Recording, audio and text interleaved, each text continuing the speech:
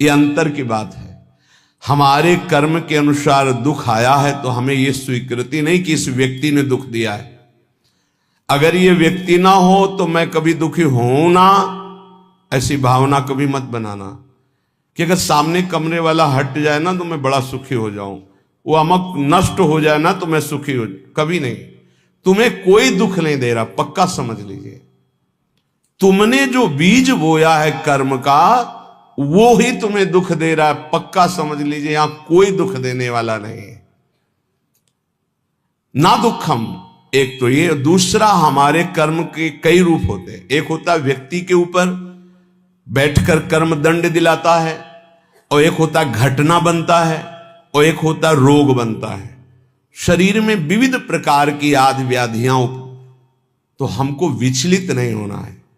यदि आप भक्त हैं, उपासक हैं, आध्यात्मिक मार्ग के पथिक हैं तो धैर्य रखिए। नाम जप से बहुत बड़ा बल मिलता है। सत्संग से हमारे अंदर विवेक जागृत होता है, सहने की सामर्थ्य आती है। बड़े से बड़े दुख को आनंद पूर्वक उपासक सह सकता है, विषयी भोगी पुरुष नहीं, संसारिक पुरुष नहीं। इसलिए ना दुखम, कोई भी दुख आपको विचलित ना कर पावे। ये तभी हो सकता है जब आपने मृत्यु का वर्ण कर लिया है। अब तो एक ना एक दिन शरीर छूटेगा ही, भजन नहीं छोड़ेंगे, सतमार्ग नहीं छोड़ेंगे। मृत्यु से बड़ा कोई दुख नहीं है, उसे हम पहले स्वीकार कर चुके हैं, तब इस मार्ग में चला जाता है। नारायण अति कठिन है, हरि मिलन की बाट, या में पग पीछे धरे प्रथम शीश दे काट। शीश काट का मतलब अपने अस्तित्व को आराध्य देव में समर्पित कर देना। अब जोई जोई प्यारो करे, सोई मोई भावे, तो दुख किस बात का। देखो, प्रवचन कर लेना सरल है, प्रवचन सुन लेना सरल है, लेकिन जब ये बातें जीवन में आती हैं उस समय अपने को बचा ले। यही आध्यात्मिक साधक की पहचान है। अनुकूलता होती तो बड़ी कृपा भगवान की, और जब प्रतिकूलता रंग लाती है उस समय बोलो कि बड़ी कृपा हरि की। तुम्हारा प्रियजन पधार गया और बोलो हाथ उठा के, बड़ी कृपा हरि की। तुम्हारा प्रिय शरीर असाध्य रोग से ग्रसित हो गया, बोलो अब बड़ी हरि कृपा। तुम्हारे मनोवांछित जितनी वस्तुएं उन सब विध्वंस हो गई, अब बोलो हाथ उठा के, बड़ी हरि की कृपा। तब समझा जाएगा महाभागवत हो, भक्त हो, बड़ी हरि की कृपा, और वास्तविक बड़ी हरि की कृपा। पर बोल सकता है वही जिसका अस्तित्व भगवान में समर्पित है। अगर अस्तित्व देहाभिमान में है तो बोल ही नहीं सकता। हरि की कृपा प्रतिपल, नाशवान का नाश निश्चित होगा, अविनाशी का कोई नाश कर ही नहीं सकता है। ये बिल्कुल दिमाग में बैठा लीजिए। नाशवान का नाश होगा, आज नहीं तो कल होगा। अविनाशी को कोई मार नहीं सकता। तू अविनाशी है, तेरा शरीर और संसार ये सब विनाशी है। इसलिए न दुखम, दुख को भी स्वीकार मत करो। ना मैं कभी रोगी था, ना मैं कभी रोगी होऊंगा, ना मैं कभी दुखी था, ना मैं कभी दुखी होऊंगा। मैं आनंद सिंधु का बच्चा हूं और आनंद में ही रहता हूं। ये जो आनंद सिंधु सुख राशि प्रभु है, उन्हीं का ईश्वर अंश जीव अविनाशी, चेतन अमल सहज सुख राशि। पर कई मिनट रुकते हो अपने स्वरूप में, एक सेकंड नहीं। इसी देह में रहते हो हर समय, देह भाव में। इसीलिए सुख दुख निंदा स्तुति मान अपमान इनका प्रभाव खोखला किए दे रहा है। चिंता शोक भय ये जलाए दे रहे हैं। बहुत अपनेपन से कह रहे हैं, अपने लोगों को समझाने के लिए कि हे भाई, ये जो लोक में तुम्हारी इच्छा है कि मेरा नाम हो जाए, मेरी यश कीर्ति हो जाए, मेरा सम्मान हो जाए, मैं सबसे बड़ा बन जाऊं, ये एक माया का भ्रमात्मक जाल है जिसमें फंसकर तुम नाना प्रकार की योनियों को प्राप्त होगे, मुक्त नहीं हो पाओगे। इसलिए इस लोक ऐषणा का त्याग कर दो। लोक ऐषणा, जो कंचन विजयी होते हैं, कामिनी पर विजय प्राप्त कर लेते हैं, वो भी लोक ऐषणा में गिर जाते हैं।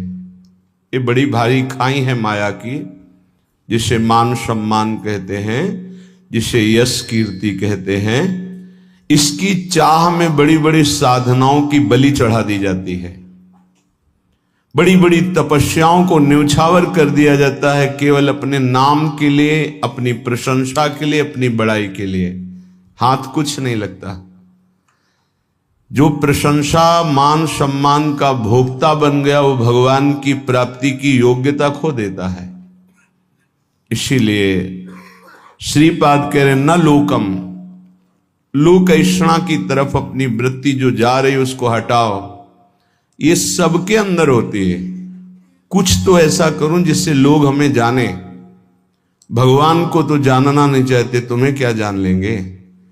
भगवान का तो शब्द नाम जप नहीं पा रहे, तुम्हारा नाम कौन लेगा। कितने बड़े बड़े चक्रवर्ती सम्राट हुए, बड़े बड़े महल, बड़े बलवान, कौन जानता है।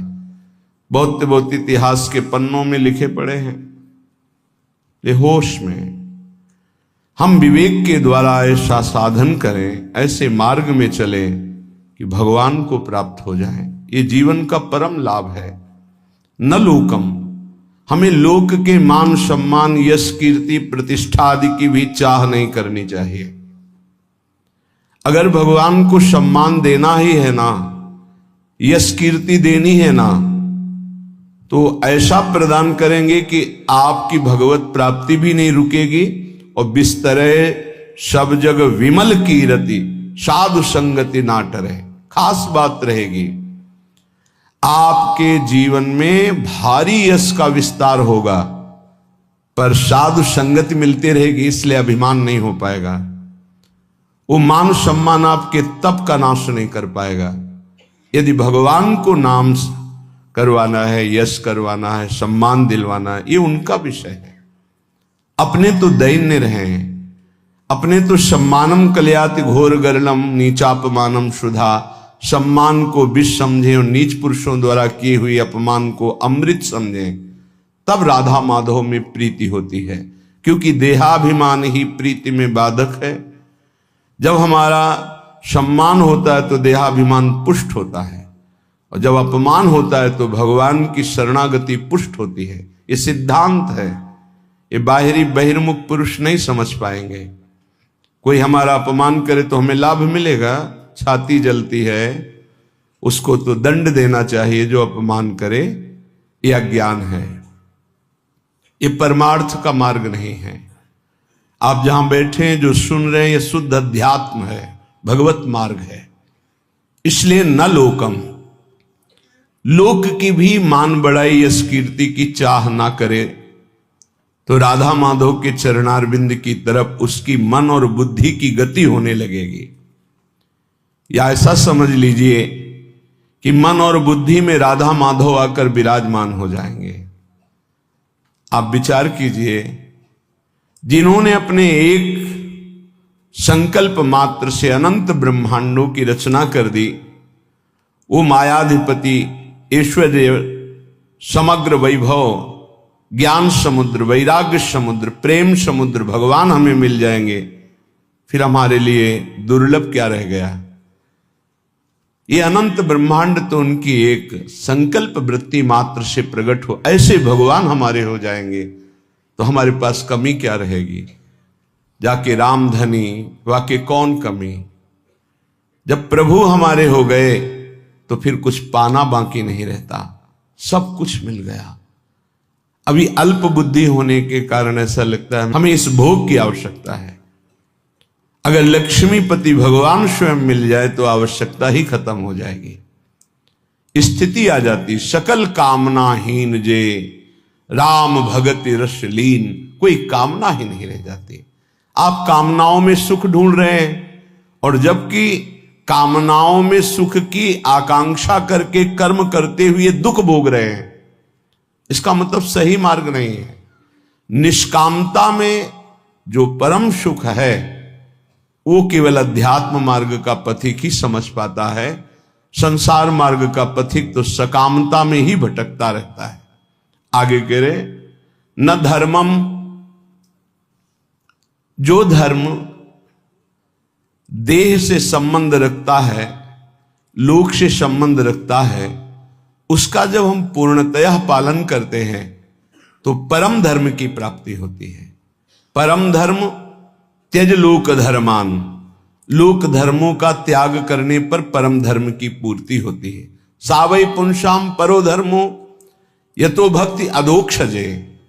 भगवान श्री हरि में प्रेम लक्षणा भक्ति हो जाना ये परम धर्म है, और लोक धर्म का ठीक निर्वाह करने का फल है परम धर्म, प्रभु के चरणों में भक्ति हो जाना। नहीं तो आपसे सच्ची कहते हैं, ये देहाभिमान बड़े बड़ों में झलकता रहता है।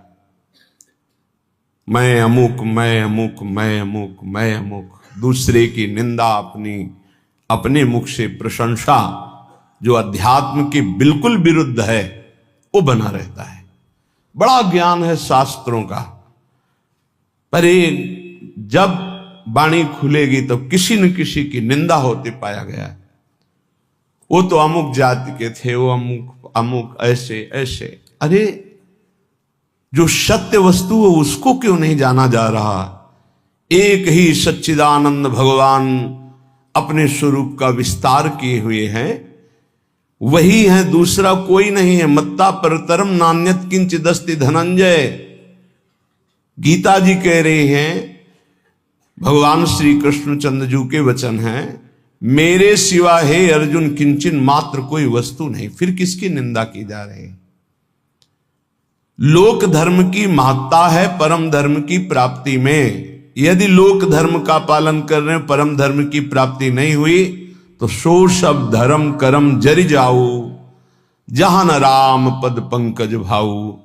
वो सब धर्म कर्म में आग लग जाए जिससे भगवान के चरणों में प्रीति न उत्पन्न हो पावे। क्या उस धर्म कर्म का जो प्रेम न प्रकाशित कर दिया? जिससे प्रेम प्रकाशित हो वही धर्म है। इसलिए कह रहे कि इस लोक धर्म में ज्यादा अर्झो मत। क्या लोक धर्म है? मैं अमुक जाति का हूं, मैं किसी का पति हूं, किसी का पुत्र हूं, किसी का पिता हूं, किसी का अमुक अमुक अमुक।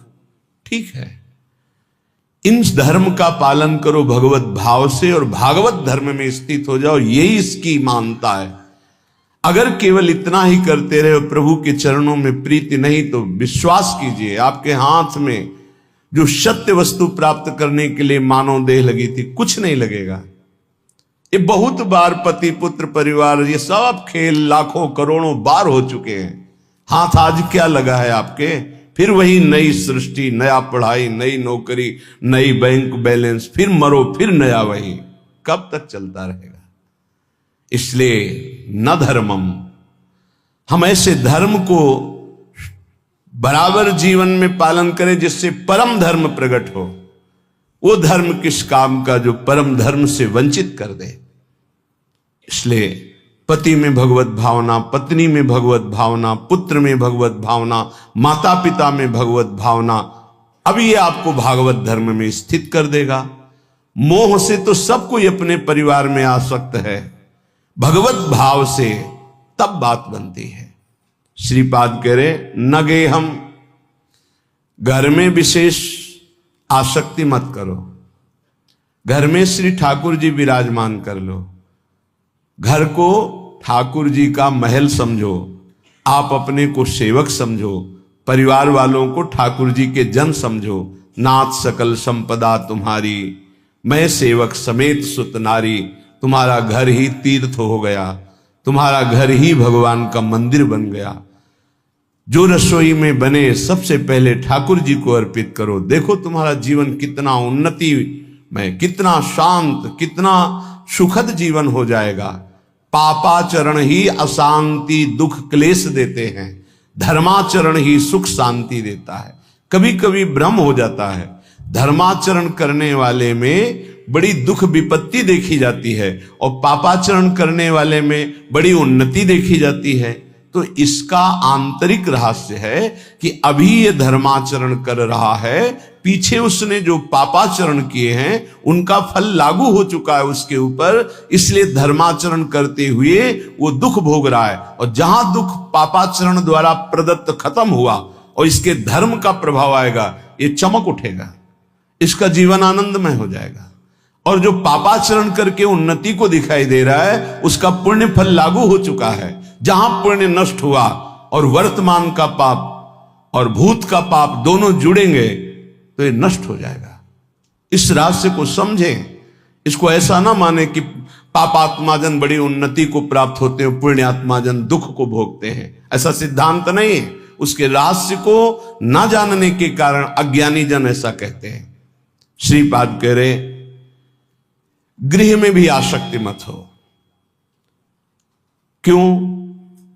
घर में आसक्ति अगर कर लोगे, ऐसी आसक्ति सुनी जाती, अरे हमने इतनी मेहनत करके घर बनाया, अब तो एक एक दीवाल की ईंट में हमारी आसक्ति है, तो छिपकली बनकर उसी में आओगे, उसी घर में रेंगोगे। अरे भाई, जब ये घर अपना नहीं है, पांच भौतिक, ये छूट जाता है, इसको आग लगा दी जाती है, तो और कौन सा घर अपने साथ चलेगा। इसलिए जैसे हम रह रहे हैं, घर ठाकुर जी का है, सेवक हैं, अपना समय व्यतीत कर रहे हैं, भगवत प्राप्ति के लिए मानव देह मिला है तो धर्म पूर्वक आचरण करते, नाम जप करते, धर्म पूर्वक धन कमाते, परिवार रूपी भगवान की सेवा करते, घर में भगवान विराजमान, मकान भगवान का। जैसे भक्तजन अपने मकान का नाम रख, प्रिया कुंज, श्यामा कुंज, ये प्रियाजू का कुंज है, ये श्यामाजू का है, हम तो सेवक हैं। तो घर की अहम वृत्ति, मम वृत्ति का नाश हो गया। एक एक बात को समझ जाओगे तो भगवत प्राप्ति बहुत सरल हो जाएगी। न लोकम, न धर्मम, न गेहम और न देहम। ये शरीर जिसको हम इतना प्यार करते हैं कि मैं मानते हैं, ये केवल क्लेश ही क्लेश दे रहा है। यदि भजन ना हुआ तो इसका कोई महत्व नहीं। कहां गई हमारी वो बाल्यावस्था, कहां गई हमारी यौवन अवस्था। नाना प्रकार से इसको दुलार किया, इसको प्यार किया, इसको मैं माना, और ये दुख ही दुख दे रहा है, प्रतिक्षण क्षीण हो रहा है, ये नष्ट हो जाएगा। आज दिखाई दे रहा है चलता फिरता बोलता, कल इसका अस्तित्व ही नहीं रहेगा, मिट्टी में मिल जाएगा। इसलिए इस देह का अभिमान मत करो। ये देह तुम्हारा अविनाशी नहीं है, कुछ समय का है। बहुत होश में, बहुत होश में। इससे पाप मत करो, किसी को दुख मत दो, मनमानी आचरण मत करो, शरीर पोषण के लिए अन्य जीवों की हत्या करके मांस मत खाओ, प्रमाद स्थिति पागलपन बढ़ाने के लिए शराब मत पियो। ये वो बुद्धि भ्रष्ट कर देती है जो नरक ले जाती है। पराई माता बहनों की तरफ गंदी दृष्टि, पापात्मा का भाव मत करो। ये मनुष्य देह केवल पवित्र आचरण करके, धर्माचरण करके भगवत प्राप्ति के लिए मिला है सबको। इसमें ऐसा नहीं कि अमुक प्राप्ति नहीं कर सकता, नहीं। कोई भी हो, पुरुष हो, स्त्री हो, बालक हो, बूढ़ा हो, कोई भी वर्ण का हो, कहीं का भी हो, कैसा भी हो, सबको चांस है भगवत प्राप्ति का। मानव देह मात्र को अधिकार है भगवत प्राप्ति करने का, क्योंकि अन्य योनियों में विवेक नहीं होता, इसलिए वो उपदेश धारण नहीं कर सकते, वो भजन साधन नहीं कर सकते। हाँ, भगवत कृपा से यदि संयोग बन जाए तो अन्य योनियों में भी कल्याण हो जाता है। जैसे कोई बहुत बड़े भागवत के घर का कुत्ता ही सही, वो दरवाजे पे बैठा, खूब नाम कीर्तन हो रहा है, ठाकुर जी का भोग लगा, आरती हुई, उसको भी प्रसाद मिल रहा है, वो नाम कीर्तन, उसका कल्याण हो जाएगा। भगत के घर के पशु पक्षियों का भी कल्याण हो जाता है। ऐसा कहीं बिरला ही संयोग बैठता है, नहीं तो मानव देह में ही भगवत प्राप्ति होती है। तो कह रहे हैं ये देह भगवत प्राप्ति के लिए इसका अभिमान करके गलत आचरणों में समय बर्बाद मत करो। जब आपके अंदर करने की शक्ति तो अच्छा करो, बोलने की शक्ति तो अच्छा बोलो, देखने की शक्ति तो अच्छा देखो। बुरा क्यों करते हो? बुरा का फल बुरा ही होगा। तो मानव देह बुराई मिटाने के लिए मिली, बुराई बढ़ाने के लिए नहीं मिली। बहुत अपने लोग अपनी महिमा को नहीं समझ पा रहे हैं, दूसरों से आशीर्वाद मांगते घूमते हैं। किसी का आशीर्वाद क्या करेगा यदि हम अपने आचरणों को ना सुधारें, हम अपने को प्रभु के भजन में ना लगाएं, हम शास्त्र आज्ञा से ना चले, तो दूसरे का आशीर्वाद लागू ही नहीं होगा, लागू ही नहीं होगा। आप हमारी बात को पकड़िए। और यदि आप धर्म से चल रहे हैं, नाम जप कर रहे हैं, पवित्र जीवन है, तो किसी से आशीर्वाद मत मांगो, सबका आशीर्वाद मिल जाएगा। विश्वास कीजिए, सुर नर मुनि प्रसन्नता ऊपर, सोई विजयी विनयी गुण सागर, तासु सूजस त्रैलोक उजागर। जितने सुर नर मुनि सब उस पर कृपा करेंगे जो धर्म से चलता है, जो भगवान नाम जप करता है। अगर धर्माचरण का त्याग कर दिया जाए, अपवित्र पापाचरण किया जाए, तो कोई नहीं बचा सकता। रावण ने किसकी आराधना नहीं की? विचार करके देखिए, बड़ा विद्वान था, भगवान शंकर की खूब आराधना की, बड़े उच्च कोटि की आराधना की, लेकिन आचरण सही नहीं थे। तो क्या नहीं मिला उसको भगवान शंकर की कृपा से? लेकिन सर्वस्व नाश हो गया, रहा न को कुल रोव निहारा, आचरणहीन हो गया, धर्म भ्रष्ट हो गया, मनमानी आचरण। इसीलिए श्रीपाद कह रहे हैं कि आप अपने शरीर का अभिमान करके आचरण भ्रष्ट मत हो जाइए, आचरणों को सुधारिए। तुम्हारा शरीर अविनाशी नहीं है, एक सीमित समय के लिए आया हुआ है, ये दिमाग में बैठा लीजिए। इसको जाना है, इसको छोड़ना है, शरीर को नष्ट होना है, आज नहीं तो कल। इसलिए ऐसे आचरण कर लो कि तुम्हारी उन्नति हो जाए, तुम दुर्गति से बच जाओ, तुम्हारा पुनः जन्म अन्य योनियों में ना होकर भगवान के धाम में दिव्य रूप से निरंतर अनंत काल तक के लिए सुख भोगो। श्रीपाद कह रहे, न निंदाम, किसी की निंदा मत करो, क्योंकि दूसरे की निंदा करने से उसके पाप अपने ऊपर आ जाते हैं। क्यों बेमतलब में पाप की पोटरी बांध रहे हो? पर निंदा के किए ते आवत नहीं कछु हाथ, मूर्ख पर्वत पाप को ले चल अपने साथ। दूसरे की निंदा करने से अपने को मिलता कुछ नहीं है, उसका पाप हमारे ऊपर आ जाता है।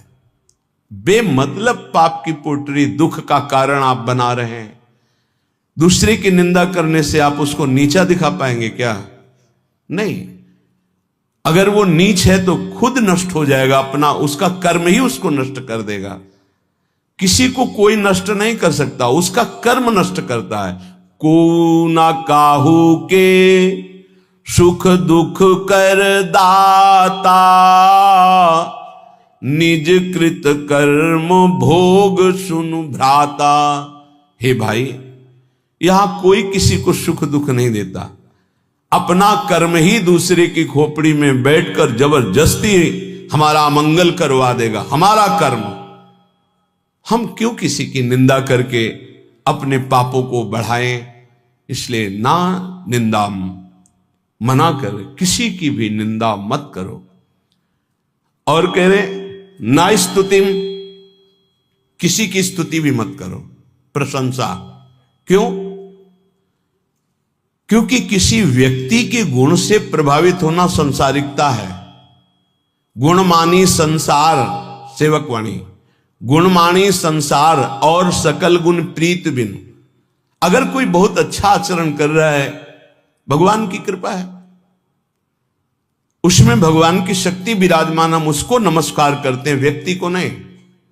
हम व्यक्ति की प्रशंसा नहीं करते, हम प्रभु की प्रशंसा करते हैं। प्रभु ने इसे योग्य बना दिया, बस। अगर किसी व्यक्ति से हम प्रभावित होते हैं तो प्रभु से प्रभावित होने वाला महत्व अंदर जो बैठना चाहिए कि सर्वलोक महेश्वर भगवान हमारे स्वामी हैं, यह हट जाएगा। हमें भगवत भाव की प्रशंसा करनी, ना कि किसी व्यक्ति के पद की, गुण की नहीं। सर्वलोक महेश्वर भगवान कृपा किए हैं, उसको ये सामर्थ्य दिए हैं। जितने अंश में सामर्थ्य दिए हैं उतना वो प्रभावशाली है, पर हम व्यक्ति की नहीं, हम भगवान की तरफ देखते हैं। भक्त का लक्षण होता है वो भगवान की तरफ देखता है, व्यक्ति की तरफ नहीं।